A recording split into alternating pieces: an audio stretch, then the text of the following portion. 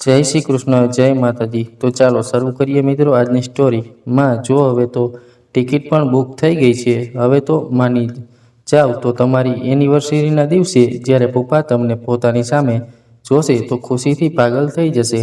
તમારું આ સરપ્રાઈઝ પપ્પાને કેટલું પસંદ આવશે. પ્લીઝ હવે તમે જવા માટે ના મત પાડજો. રોહિતે પોતાની માં સાવિત્રીજીને ટિકિટ બતાવતા કહ્યું. તો સાવિત્રીજીએ કહ્યું, તમે બંને ભાઈ બહેન આ શું જીદ લઈને બેઠા છો?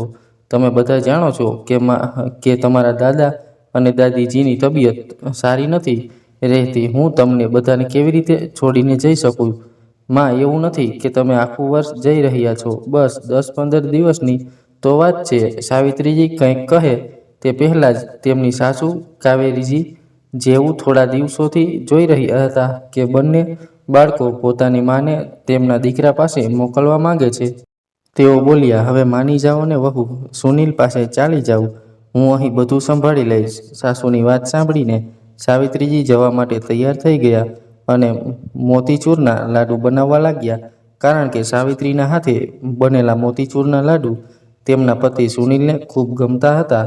સુનિલની નોકરી બીજા શહેરમાં હતી. તે વર્ષમાં બસ 2-3 વખત જ ઘરે આવતા હતા અને સાવિત્રી સાસુ સસરાની સંભાળ પછી બાળકોનો જન્મ, બસ ધીમે ધીમે આજ તેની દુનિયા બની ગઈ. તે સુનિલ સાથે ક્યારેય જઈ શકી નહીં, પણ આજે સાવિત્રી પૂરા મનથી પોતાના પતિ પાસે જવાની તૈયારી કરી રહી હતી. રોહિત તેને ટ્રેનમાં બેસાડીને આખા રસ્તાની વિગત સમજાવવા લાગ્યો. માં, મેં એડ્રેસ તમારા મોબાઈલ પર મોકલી દીધું છે. બરાબર ત્યાં જ જવાનું છે. રોહિતની બેચેની વધતી જતી હતી. સાવિત્રીને આટલે દૂર એકલી મોકલવાની જીદ તો દીકરાની જ હતી, પણ હવે તેની માં ત્યાં બરાબર પહોંચશે કે નહીં એ ડરથી તે થોડો પરેશાન થઈ રહ્યો હતો. ધીમે ધીમે રોહિતની આંખો સામેથી તેની માની ટ્રેન ઓઝલ થઈ ગઈ. હવે સાવિત્રી પણ ખુશ હતી. ટ્રેનની બારીમાંથી ઠંડી હવાઓ સાથે તેના ગળેલા ફળો પણ તેની સાથે જવા લાગ્યા. સવારના 6 વાગ્યા જ હતા કે રોહિતનો કોલ આવ્યો. માં, હવે ઉતરવાનો સમય થઈ ગયો છે. તમે જોઈને ઉતરજો. એક રિક્ષા કરીને એડ્રેસ પર ચાલ્યા જજો. દીકરાને પોતાના માટે આટલું ચિંતિત જોઈને સાવિત્રીએ કહ્યું, બેટા તું ટેન્શન ના લે, હું ત્યાં પહોંચીને તને ફોન કરીશ. રિક્ષા પકડીને સાવિત્રીએ સરનામે પહોંચી ગયા અને જઈને બેલ વગાડી તો થોડી વારમાં એક સ્ત્રીએ આવીને દરવાજો ખોલ્યો અને સાવિત્રીને કહ્યું, જી કહો, કોનાથી મળવું છે? તો સાવિત્રીએ ફોન પર એડ્રેસ બતાવતા કહ્યું, જી સુનિલ, શું તેમનું ઘર અહીં જ છે? તો એ સ્ત્રીએ પોતાનો પરિચય આપતા કહ્યું, જી હા, હું તેની પત્ની છું. સાવિત્રી જે આ સાંભળીને પણ ક્યારેય નહોતી માની શકતી. ત્યાં જ અંદરથી કોઈ અવાજ આવ્યો, અરે રવીના, જલ્દી આવ યાર, કોણ આવ્યું છે? એ સ્ત્રી જેનું નામ રવીના હતું ત્યાં જ દરવાજે ઊભી રહી ને સુનિલને અવાજ લગાવતા બોલી, સાંભળો જી, જરા બહાર આવો, કોઈ તમને મળવા આવ્યું છે. રવીના એટલું બોલતા જ સાવિત્રી વિચારવા લાગી કે આ કદાચ કોઈ બીજો સુનિલ હશે, પણ નસીબ તો ત્યારે ખરાબ નીકળ્યું જ્યારે તેની સામે તેનો જ પતિ સુનિલ ઊભો જોયો. સુનિલે સાવિત્રીને જોતા જ કહ્યું, તું અહીં? તે આગળ કંઈક કહે તે પહેલાં જ તેના મોબાઈલ પર કોઈનો ફોન આવ્યો. ફોન પર નામ જોઈને જ સુનિલનો ચહેરો બતાવી રહ્યો હતો કે આ ફોન તેના દીકરા રોહિતનો જ હતો. સુનિલનો ફોન કાપતો જોઈને સાવિત્રી એક પણ શબ્દ કહ્યા વિના ત્યાંથી નીકળી પડી. આંખોમાંથી આંસુની ધારા વહેવા લાગી. થોડે દૂર જઈને એક સુનસાન જગ્યા જોઈને સાવિત્રી ત્યાં બેસી ગયા. બે પળ શાંતિથી બેસીને થોડીવાર શ્વાસ લેવા માંગતી હતી, પણ ત્યાં જ રોહિતનો ફોન આવ્યો. ફોન વાગ્યા જ કરતો હતો, પણ સાવિત્રીની હિંમત ન હતી કે તે તેને કંઈક કહી શકે, પણ વાત તો કરવી જ પડી. તેણે એને પોતાના આંસુ લૂછ્યા, પોતાની બોટલમાંથી પાણી પીધું અને પોતાના ગળાનો અવાજ સામાન્ય કરીને ફોન ઉપાડ્યો. તો સામેથી રોહિતે કહ્યું, શું માં, ફોન કેમ નથી ઉપાડતી? પછી થોડા ધીમા અવાજે બોલ્યો, સોરી માં, મારા લીધે તારે પરેશાન થવું પડ્યું. મારે પપ્પાને આવું સરપ્રાઈઝ ન આપવું જોઈતું હતું. પપ્પા સાથે હમણાં વાત થઈ, એ તો બીજા શહેરમાં ગયા છે. એટલે તું હમણાંથી જ જે પણ ટિકિટ મળે તરત જ પાછી ચાલી આવ. મને ખૂબ ટેન્શન થઈ રહ્યું છે. સાવિત્રી બસ રોહિતની વાતો પર હા હું જ કરી શકી. ગળામાંથી તેનો અવાજ નહોતો નીકળતો. રોહિતે તો ફોન કાપી દીધો, પણ થોડી વાર પહેલા જે તેને સરપ્રાઈઝ મળ્યું હતું તે કેવી રીતે ભૂલી શકે? કેટલી સરળતાથી સુનીલે પણ જૂઠું બહાનું બનાવી દીધું. પણ તે શું કરશે? ક્યાં જશે? પોતાની 20મી એનિવર્સરી પર સુનીલને એક સરપ્રાઈઝ આપવા આવી હતી, પણ અહીં તો સુનીલે તેને રિટર્ન સરપ્રાઈઝ ગિફ્ટ આપી દીધી. તેને આટલા વર્ષોમાં સુનીલની વાતોથી ક્યારેય એવું નહોતું લાગ્યું કે તેની એક અલગ દુનિયા પણ છે. પણ તે જેની સાથે જોડાયેલી હતી તે પણ તો સુનીલની જ દુનિયા હતી. તો પછી સુનીલે આવું કેમ કર્યું? આજે સુનીલની બેવફાઈની સજા તે કોને આપે? એ સાસુ સસરાની જેની સાથે રહીને આ 20 વર્ષમાં એક ગાઢ સંબંધ જોડાઈ ગયો હતો, ત્યાં વિચારી જ રહી હતી કે ત્યાં જ રોહિતનો ફોન ફરીથી આવ્યો. માં, તને ટિકિટ મળી? દીકરાની વાત સાંભળીને સાવિત્રીએ પોતાને સંભાળીને જૂઠું બોલતા કહ્યું, બેટા, લાંબી લાઈન છે, મળી જશે, તું ટેન્શન ના લે, હું હમણાં ટિકિટની લાઈનમાં ઊભી છું. તેની વાત પૂરી થતાં જ કેટલાક ફાટેલા જૂના કપડાં પહેરેલા બાળકો સાવિત્રી પાસે આવીને ખાવા માટે કંઈક માંગવા લાગ્યા. ત્યારે સાવિત્રીને યાદ આવ્યું કે તેની બેગમાં મોતીચૂરના લાડુ રાખ્યા છે અને હવે કદાચ કોઈને તેની જરૂર નથી. તેણે પોતાના બેગમાંથી લાડુ કાઢીને એ બાળકોને આપ્યા અને સ્ટેશન તરફ આગળ વધવા લાગી. સફર ફરી ઘરે પહોંચતા જ દરવાજે રોહિતે પોતાની માને ગળે લગાડતા કહ્યું, થેન્ક યુ ગોડ, માં, તું સહી સલામત આવી ગઈ. ત્યારે તેમની નાની દીકરી પ્રાચીએ હસતા કહ્યું, માં તો પપ્પાને સરપ્રાઈઝ આપવા ગઈ હતી, પણ પોતે જ સરપ્રાઈઝ થઈ ગઈ. સાવિત્રી હજુ બધાની નજરોથી પોતાને બચાવવાની કોશિશ કરતા ઘરમાં ઘૂસી જ ગયા હતા કે તેની સાસુએ કહ્યું, મારો મુન્નો આખો દિવસ આ ઘરની જવાબદારી માટે બિચારો આમ તેમ ધક્કા ખાતો ફરે છે. સુકનતી ઘરની રોટલી પણ તેને નસીબ નથી થતી. બધાની વાતો અને સુનીલ પ્રત્યે બધાનો વિશ્વાસ જોઈને હવે સાવિત્રી પોતાના આંસુઓને રોકી નહોતી શકતી. બધાની સામે તો સંભાળી લીધું, પણ હવે બધું સહન શક્તિની બહાર હતું. સામાન મૂકીને તે કોઈને કંઈ બોલ્યા વિના જ બાથરૂમમાં ઘૂસી ગઈ અને નળનું પાણી ચલાવતા પોતાના આંસુઓને પણ આ પાણી સાથે વહેવા દીધા. સુનીલનો આટલો મોટો દગો તેનાથી સહન નહોતો થતો. તે પણ ચીસ પાડવા માંગતી હતી, સુનીલને કંઈક પૂછવા માંગતી હતી, પણ કંઈ ન કરી શકી. ઉલટું ઘરે પાછી આવી ગઈ. પોતાની માને આટલી વાર બાથરૂમમાં ઘૂસેલી જોઈને રોહિતે બહારથી અવાજ લગાવતા કહ્યું, માં, તું ઠીક તો છે ને? શું કરે છે? આટલી વારથી સાવિત્રી રોહિતને કહેવા તો માંગતી હતી કે હું ઠીક છું, પણ તેના ગળામાંથી અવાજ નહોતો નીકળતો. થોડી વાર પછી પણ અવાજ ન આવતા રોહિતે ફરીથી કહ્યું, માં, તું ઠીક તો છો ને? તો સાવિત્રીએ દરવાજો ખોલતા જ થોડી ગુસ્સાભરી નજરે બોલી, શું બાળપણ છે રોહિત? થાક લાગી રહ્યો હતો એટલે માથા પર પાણી લગાવી રહી હતી, પણ તું એવો છે કે ચેનનો શ્વાસ પણ લેવા નથી દેતો. રોહિતને પોતાની માની વાત પર થોડું અજીબતું લાગ્યું, પણ પછી વિચારવા લાગ્યો કે માને થાક તો લાગ્યો જ છે, હું મા માટે ચા બનાવી લાવું છું.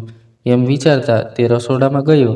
થોડી વારમાં રોહિત ચા લઈને આવ્યો અને પોતાની મા પાસે બેસતા બોલ્યો, આ લે માં, ચા પી લે, મારા લીધે તને કેટલી તકલીફ પડી ને?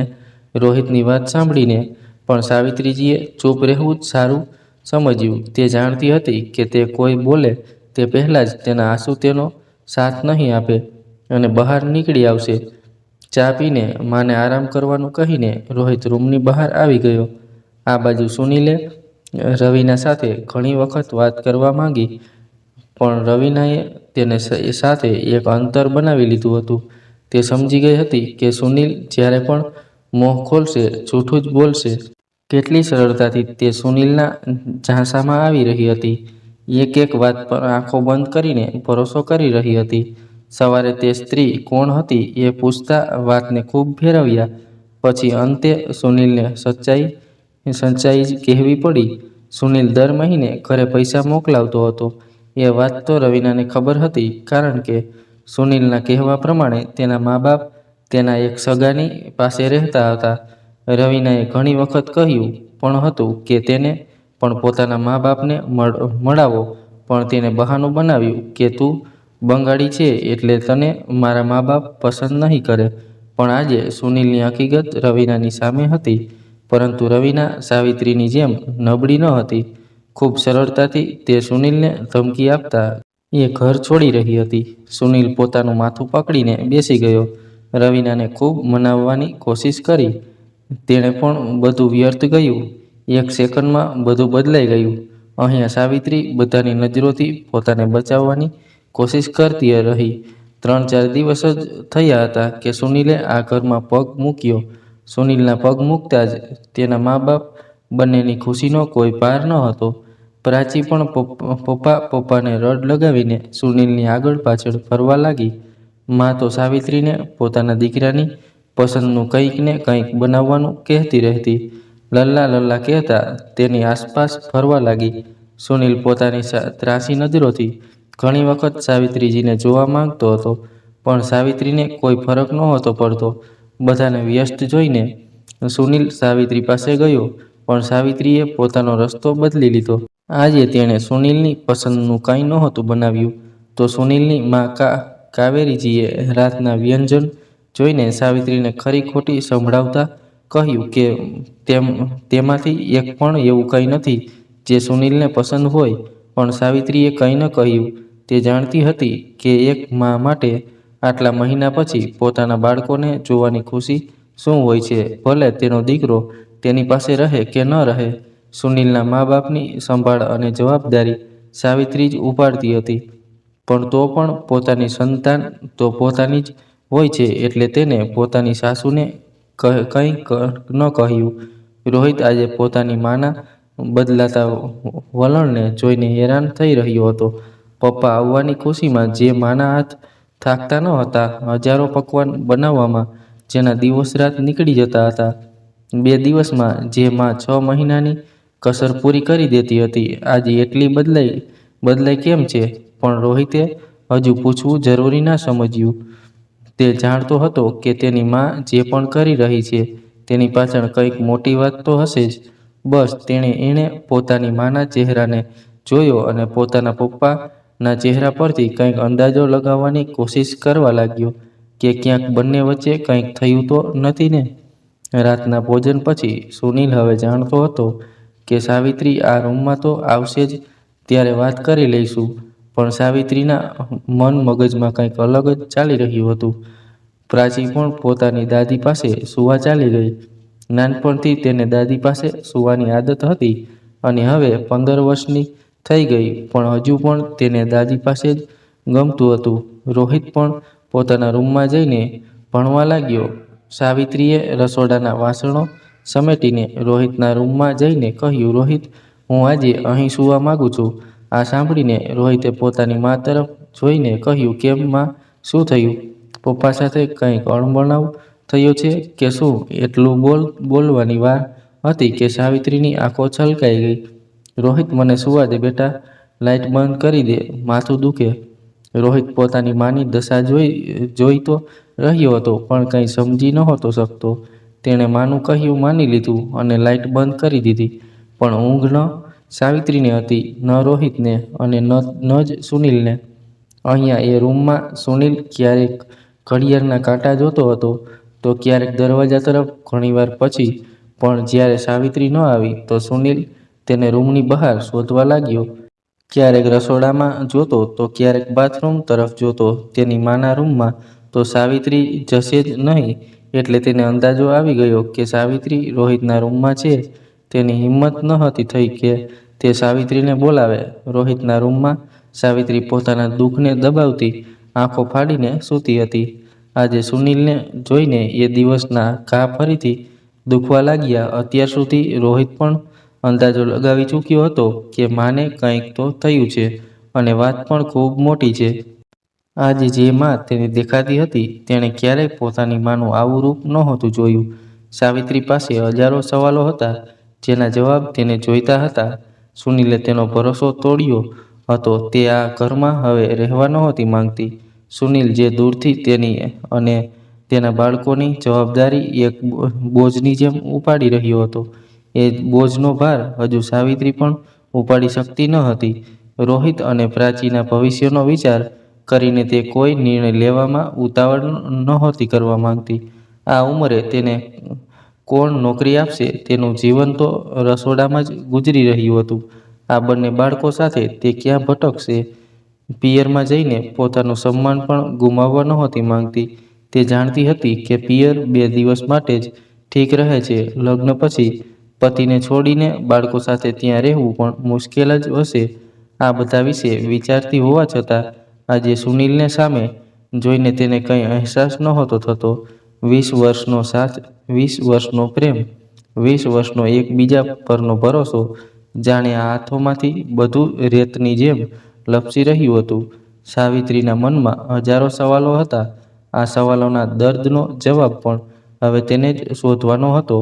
માને કરવટો બદલતી જોઈને રોહિતને અંદાજો થઈ રહ્યો હતો કે તેની માની આંખોમાં ઊંઘ નથી. કંઈક વાત છે જે માને પરેશાન કરી રહી છે, પણ મા હજુ તેને કહેવા માટે તૈયાર જ નહોતી. જેમ તેમ રાત પસાર થઈ ગઈ. રોજની જેમ આજે પણ સાવિત્રીના દિવસની શરૂઆત રસોડાથી જ થઈ. સુનિલ જાણતો હતો કે સાવિત્રી ઘરમાં સૌથી પહેલા ઉઠે છે. રાતથી તે આ જ સમયની તો રાહ જોઈ રહ્યો હતો. સુનિલ સાવિત્રી પાસે જઈને બોલ્યો, સાવિત્રી નારાજ છે મારાથી? પણ સાવિત્રીના કાનના દરવાજા પણ બંધ થઈ ચૂક્યા હતા. સુનિલે 2-3 વખત તેને બોલાવી, પણ સાવિત્રી પોતાનું કામ કરવામાં વ્યસ્ત હતી. સુનિલને આવીએ 2 દિવસ થઈ ગયા હતા, પણ સાવિત્રી સાથે તેની એક વખત પણ વાત ન થઈ શકી. સુનિલ જાણતો હતો કે સાવિત્રી હજુ ગુસ્સામાં છે એટલે સાંભળતી નથી. ગુસ્સો જ્યારે ઠંડો પડશે તો સાવિત્રીને તેની પાસે જ આવવું પડશે. એમ પણ તે એક ઘરેલું સ્ત્રી છે જે વિચારી તો શકે છે, પણ કોઈ નિર્ણય નથી લઈ શકતી. આમાં અને રવીનામાં જમીન આસમાનનો ફેર છે.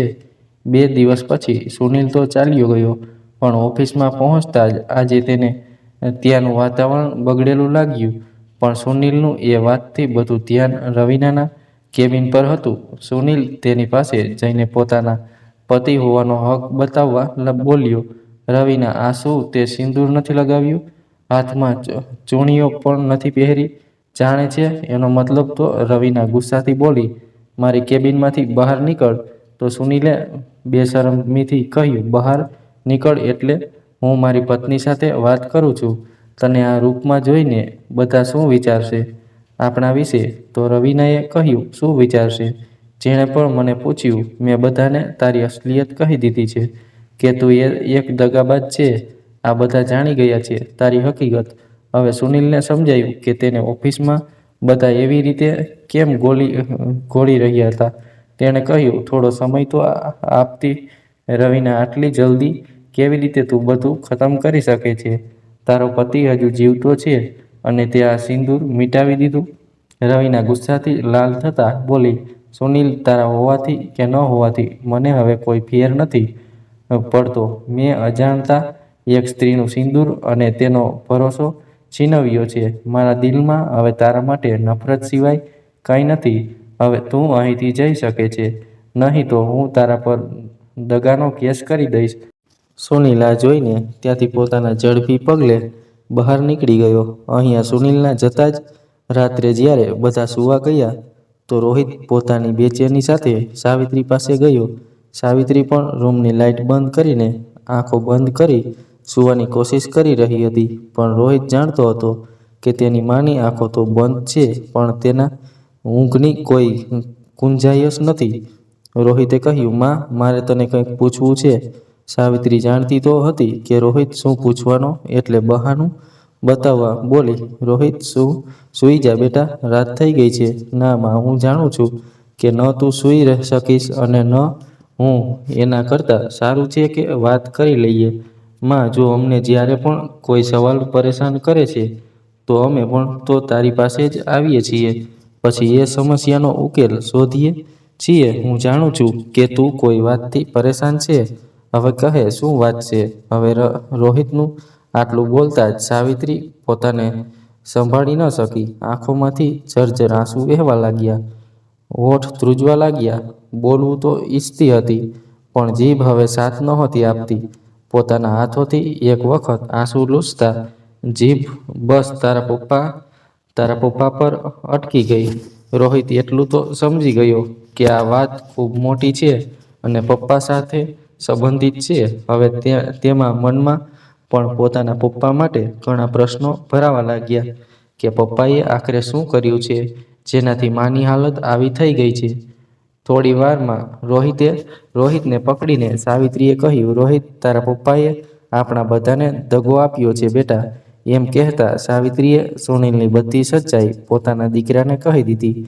જે સાંભળીને રોહિતને તો વિશ્વાસ જ નહોતો થતો કે તેના પપ્પા આવું પણ કરી શકે છે. થોડી વારના સન્નાટા પછી રોહિતે અચાનક એક પ્રશ્ન પોતાની મા સામે મૂકતા કહ્યું, માં, તું શું ઈચ્છે છે? બસ આમ રડીને જ દિવસો વિતાવવા માંગે છે કે પપ્પા પાસેથી કંઈક વિચાર્યું છે?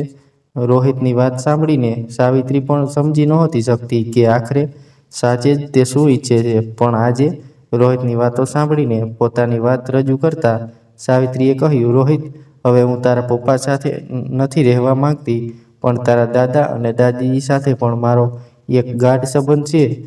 તેમને સત્ય કેવી રીતે કહું? તેમને છોડીને જવું પણ તો સહેલું નથી. મિત્રો, વિડીયોમાં આગળ વધીએ એની પહેલાં મારી વહાલી બહેનો અને ભાઈઓ, તમે જો આ વિડીયોને એક લાઇક કરીને આપણી ચેનલને સબસ્ક્રાઈબ કરશો તો મને વધુ સારા વિડીયો બનાવવાની પ્રેરણા મળશે. અને છેલ્લે આ વિડીયોને તમે ક્યાંથી નિહાળી રહ્યા છો એ અવશ્ય જણાવજો. આ બંનેની વાતો કોઈ હતું જે સાંભળી રહ્યું હતું. પોતાના દીકરાની દગાબાજી અને હવે વહુનો તેમના પ્રત્યેનો પ્રેમ અને વિશ્વાસ બધું તેમની આંખો સામે હતું. આજે સાવિત્રીએ રડતા કહ્યું, રોહિત, મને તો કંઈ જ નથી આવડતું જેનાથી હું તમારી બધાની જવાબદારી ઉપાડી શકું. હું શું કરી શકું? જણાવો બેટા.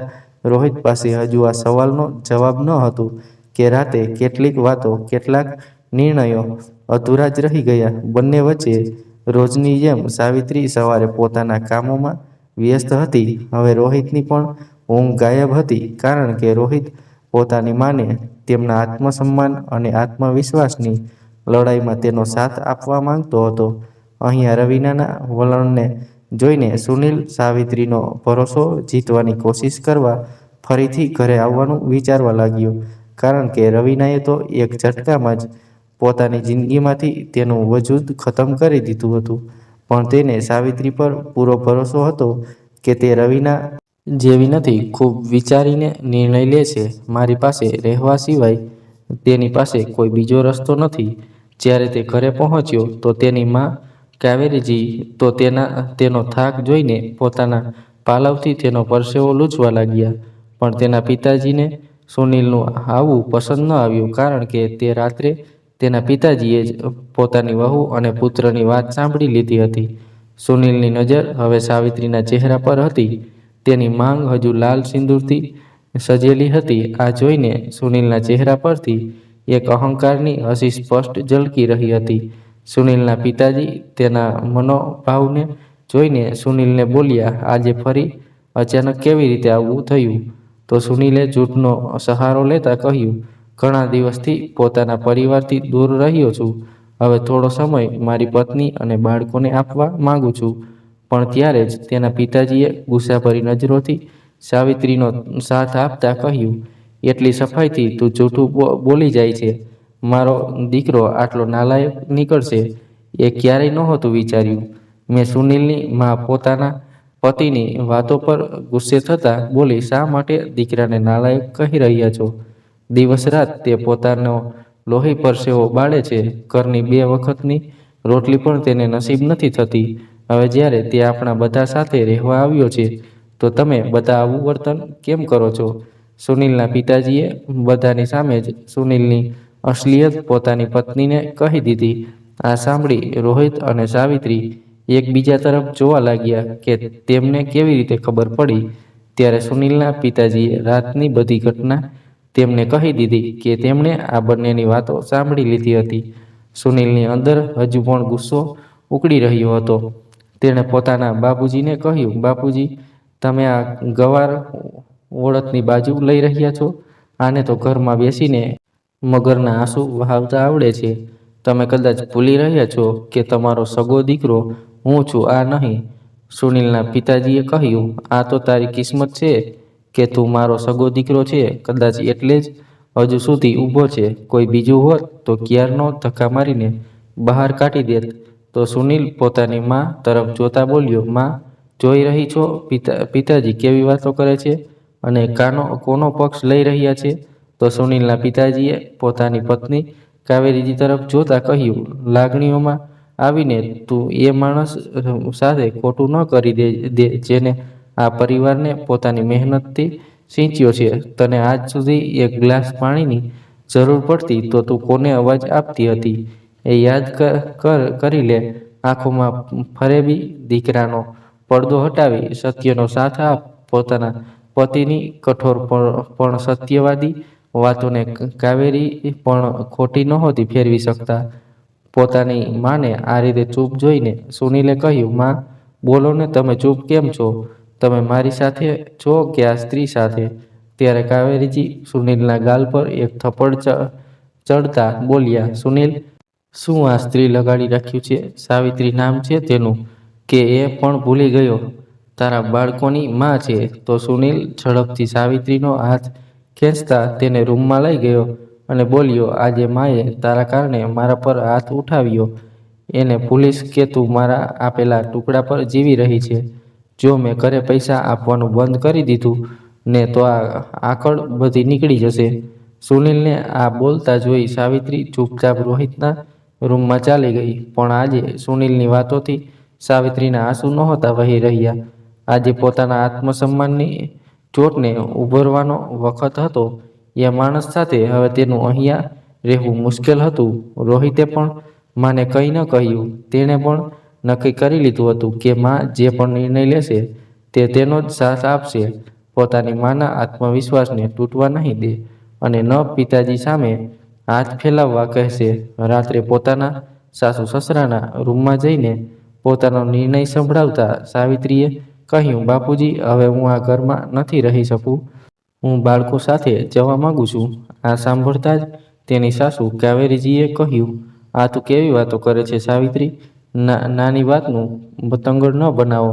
છોકરો જાત છે તે બહાર રહે છે. ભૂલ થઈ ગઈ તેનાથી. સ્ત્રી જાતનું તો કામ જ છે કે પડદામાં પોતાના પતિની ભૂલને છુપાવી તેની સાથે ચાલવું. તો સાવિત્રીએ ઓછા શબ્દોમાં સંપૂર્ણ વાત કહેતા બોલી, માજી, કદાચ મારું જવું જ સારું રહેશે. આ કહીને વાતને આગળ ન વધારતા સાવિત્રી ત્યાંથી ચાલી ગઈ. પણ ઊંઘ કોઈની પણ આંખોમાં ન હતી. સવારે જ્યારે ઉઠી તો દરવાજો ખુલ્લો હતો. કદાચ સુનિલ ચાલ્યો ગયો હતો. સુનિલના જવા પછી તેના સસરાએ સાવિત્રીને જવા ન દીધી. વૃદ્ધાવસ્થામાં પોતાના પુત્ર પૌત્રીઓથી તેમને દૂર ન કરવા કહ્યું. પોતાના સસરાની વાત માનીને સાવિત્રી રહેવા તો લાગી, પણ હવે એ ઘરમાં તેનું મન ન હતું લાગતું.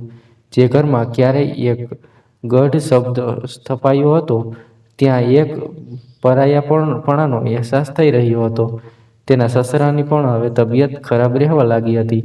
તેઓ જાણતા હતા કે સાવિત્રીને હવે તો તેમણે ઘરમાં રાખી લીધી હતી, પણ સુનિલના પાછા ફરવા પર તે અહીં નહીં રહે આ તેઓ સમજી ગયા હતા. દિવસો આ રીતે જ પસાર થવા લાગ્યા. અહીંયા સુનિલે આ આશામાં ઘરે પૈસા મોકલવાનું બંધ કરી દીધું કે ક્યાંક ને ક્યાંક પૈસાની લાલચમાં સાવિત્રી તેની પાસે ફરી ફરશે. પણ સાવિત્રીએ ઘરે જ પોતાનું સિલાઈનું કામ શરૂ કરી દીધું. એક દિવસ અચાનક કાવેરીજીએ પોતાના પતિને કહ્યું, સાંભળો જી, એ વાતને 6 મહિના થઈ ગયા પણ આપણો દીકરો હજુ સુધી ઘરે નથી આવ્યો અને ન તો તેનો કોઈ ફોન આવ્યો. જરા ફોન કરીને પૂછો તો. પોતાની પત્નીની વાત સાંભળી સુનિલના પિતાજીએ તેને ગુસ્સાભરી નજરોથી જોતા કહ્યું, એણે ક્યારેય તમારી પરવાહ કરી છે? શું બોલીને ગયો હતો કે આપણે તેના પૈસા પર જીવીએ છીએ? પોતાની પત્ની અને બાળકોની જવાબદારી છે નથી ઉપાડી શકતો. એ નાલાયક માણસ સાથે મારો કોઈ સંબંધ નથી. તેણે સાવિત્રીને નીચી પાડવા માટે તેમનો ખર્ચો બંધ તો કરી દીધો, પણ હું સાવિત્રીને ઓળખું છું. તેના સ્વાભિમાનને ઠેસ પહોંચાડી છે આ તારા આ નાલાયક દીકરાએ. હું સાવિત્રીની ના નામે એક ફ્લેટ ખરીદીશ. જો તે જવા માંગે તો જઈ શકે છે. હવે તેને રોકીશ નહીં. પોતાના પતિની વાત સાંભળીને હવે કાવેરી છે પણ ચૂપ હતા. તેઓ રોજ સાવિત્રીને જોતા હતા કે હવે તે ફક્ત તેમના કારણે અહીં રોકાયેલી હતી, નહીં તો તેનું અહીં રહેવાનું કોઈ વજૂદ ન હતું. ધીમે ધીમે સમય પસાર થતો ગયો તો સાવિત્રીનો સિલાઈનો ધંધો સારો એવો ચાલવા લાગ્યો. હવે તેને ઘરનો ખર્ચ ચલાવવામાં કોઈ તકલીફ નહોતી આવતી. રોહિત અને પ્રાચીનો અભ્યાસ પણ આગળ વધી રહ્યો હતો કે પછી એક દિવસ સાંજે દરવાજો ખટખટ થઈ તો બધાને આશ્ચર્ય થયું. સાવિત્રીએ દરવાજો ખોલ્યો તો સામે સુનિલ ઊભો હતો. તેની હાલત દયનીય હતી. દુબળું શરીર, ફાટેલા કપડાં, આંખોમાં લાચારી અને ચહેરા પર હતાશાના ઊંડા નિશાન. સાવિત્રીએ તેની તરફ એક નજર નાખી પણ તેના ચહેરા પર ન તો ગુસ્સો હતો ન તો દયા. તેણે શાંતિથી કહ્યું, શું કામ આવ્યા છે? સુનિલે ધ્રુજતા અવાજે કહ્યું, સાવિત્રી, મારી હાલત ખરાબ થઈ ગઈ છે. રવીનાએ મને દગાખોરીના કેસમાં ફસાવી દીધો. નોકરી ગઈ, ઇજ્જત ગઈ, હવે રસ્તા પર આવી ગયો છું. મને માફ કરી દે, મને એક તક આપ. સાવિત્રીએ ઠંડા સ્વરે કહ્યું, સુનિલ, તે જે બીજ રોપ્યા હતા તેનું ફળ તને મળી રહ્યું છે. મેં તને ક્યારનું માફ કરી દીધો પણ મારા જીવનમાં તારું કોઈ સ્થાન નથી. ત્યાંથી તે ઘરની અંદર ચાલી ગઈ. સુનિલની માં કાવેરીજીએ પોતાના દીકરાની આ હાલત જોઈ આંખોમાં આંસુ લઈને તેને અંદર બોલાવ્યો. પણ સુનિલના પિતાજીએ ગુસ્સાથી કહ્યું, આ નાલાયકને અંદર ન આવવા દેતી. આજે એની આ હાલત એની કરણીનું પરિણામ છે. અને સાવિત્રીને દુઃખ આપ્યું, આપણને દગો આપ્યો, હવે એની મદદ કરવાનો કોઈ અર્થ નથી. સુનિલે રડતા રડતા કહ્યું, બાપુજી, મેં ભૂલ કરી. મને એક મોકો આપો, હું બધું સુધારી લઈશ. પણ તેના પિતાજીએ સખત શબ્દોમાં કહ્યું, તું જે રસ્તે ગયો હતો એ રસ્તે પાછો ચાલ્યો જા. અમે સાવિત્રીના નામે ફ્લેટ ખરીદ્યો છે અને આ ઘર હવે તેના બાળકોનું છે. તારું અહીં કોઈ સ્થાન નથી. કાવેરીજીએ દયા રાખીને સુનિલને રાત રોકાવા કહ્યું. પણ સવારે તેને જવું પડ્યું. સુનિલ રસ્તા પર રહેવા મજબૂર થયો.